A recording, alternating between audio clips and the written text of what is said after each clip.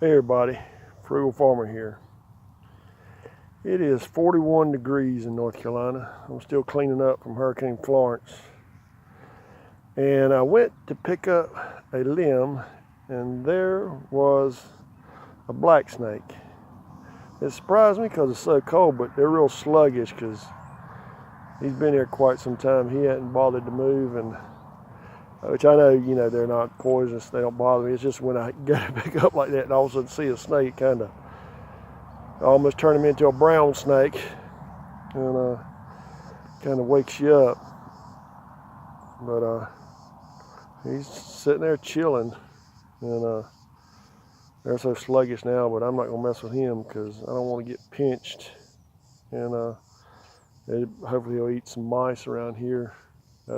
These snakes don't bother me. If they're poisonous now, I'm gonna kill them. But rat snakes, we get rat snakes about 7 foot long around here, and there's appears to be a little black snake, and it's hard to tell, and I'm not going to bother him because he's not bothering me, and we'll let it go at that. Thanks for stopping by. Come back again when you will. Share, comment, like, hit that subscribe button. God bless.